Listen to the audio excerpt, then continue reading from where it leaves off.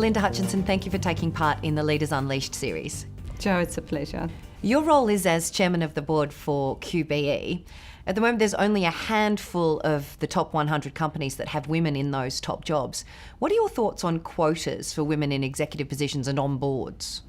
I'm not a great believer in quotas. I actually think you get people to embrace change if you convince them of the merits of the case rather than setting quotas. So I actually think we can demonstrate the value of that proposition with what's happened in the last couple of years, because we haven't actually introduced quotas in this country. We've introduced ASX corporate governance guidelines around gender diversity and requiring companies to disclose what policies they have to help women. And if you look at what's resulted from that and a number of other programs that organisations like the Australian Institute of Company Directors have put in place recently around mentoring women to bring them onto boards, the numbers have actually improved quite dramatically. So, for example, 2 years ago we had 8.3% of women on top 200 boards, and now in a very short period of time, actually it's 18 months I think, we're up now at 12.7%. Now we have to keep that momentum going, but I think you win more with honey than you do with vinegar, and I just think it's much better if we can explain the business case for having women in these senior leadership roles rather than forcing people to adopt practices which may not necessarily lead to the right outcomes. Do you think there are personal or structural barriers for women who want to achieve leadership positions inside these large organisations?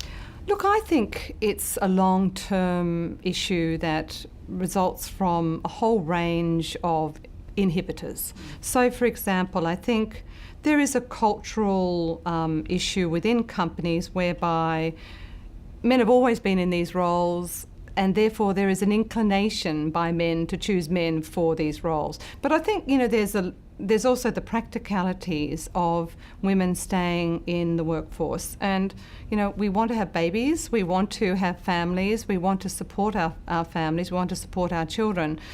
And what we should really be having is workplaces which provide for women to have families, to support their children, but at the same time be encouraged to come back into the workforce. And I think if you look at what's happening with most major companies in Australia today, they are coming up with much more workplace-friendly environments. So they are providing real encouragement for women who go off and have children to come back, to provide workplace childcare facilities, to provide for paid parental leave, and to do a whole range of programs which really encourage women to take on leadership roles and stay in those roles rather than once they go off and have children or once they go overseas and travel, that they do want to come back to those companies because they're seriously encouraged to do so.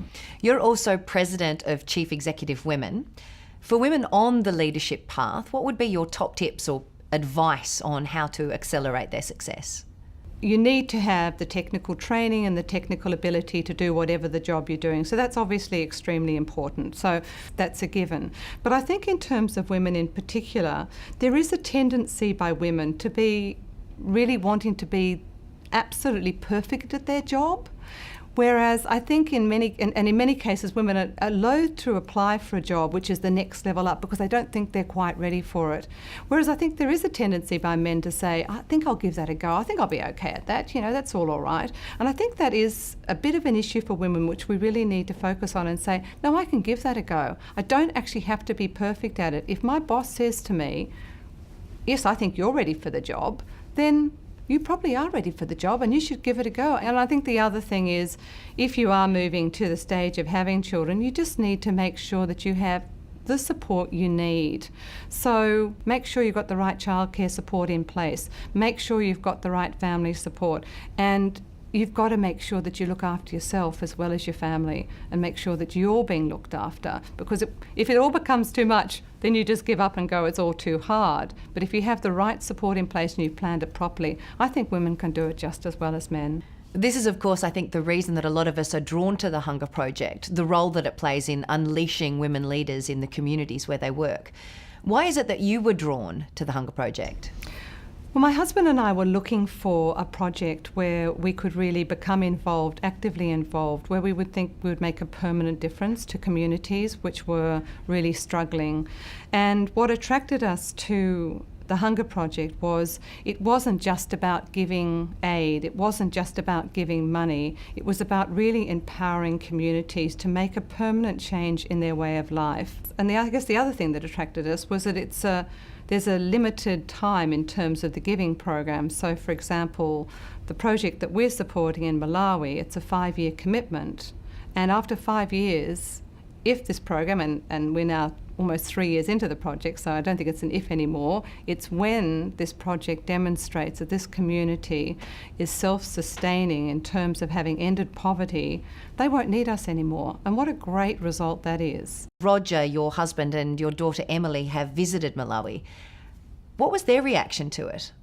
Oh, it was really interesting because I was the one who discovered the Hunger Project as an organisation that I really wanted to support. And I think, when you read about these things and how, the Hunger Project does it better than anybody else, I think there was, a bit of scepticism perhaps in the family about that. But when my husband Roger and daughter Emily went to Malawi, it was a real opportunity for them to see hands-on what the Hunger Project does in communities. So they went to an existing epicentre, because our epicentre was starting up, and they saw the results of a project that had been going for 3 years and how there had been a fundamental shift in that community, and the engagement of the villagers in this project was just really fantastically encouraging. So, for example, the food bank that they'd set up to take in grain so that the people could get through the dry season and get through times when there wasn't enough food around was absolutely full and overflowing.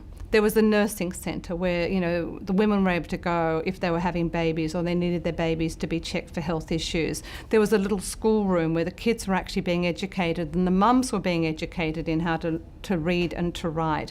And there was just this great sense of community engagement but both Roger and Emily came back and said, this is just a fantastic program, we have to support it. And ever since then we've been totally committed to the Hunger Project, and we think it's wonderful. How important is it for you to have your family involved in your giving?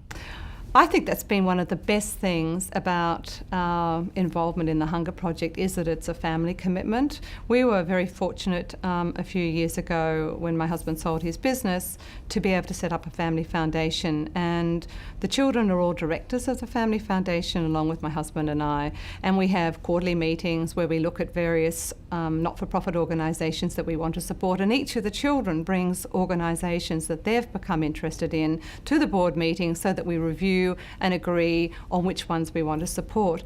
And I just think it's been a fantastic opportunity for our children to see how they can get involved and they can really make a difference in the community themselves as well as ourselves. And in fact, one of our other daughters is now working for a not-for-profit organisation called Social Ventures Australia. And I think, that's probably come about as a result of our family foundation, and what a great result that is. On a personal level, what's it been like for you being involved in the Hunger Project? I come from a finance background, and people say you only ever see things from a financial outputs basis. But it's not that. It's about achieving measurable results. It's all very well to say you want to give money to an organisation, but I want to see that there are measurable outcomes from the money that we give. And the Hunger Project is an organisation which does demonstrate measurable results. And it's actually making a permanent difference to people's lives. And that's what we want to do. We want to help people to help themselves. That's actually the mission statement of our foundation, helping people to help themselves. And it's not just individuals, it's families and communities.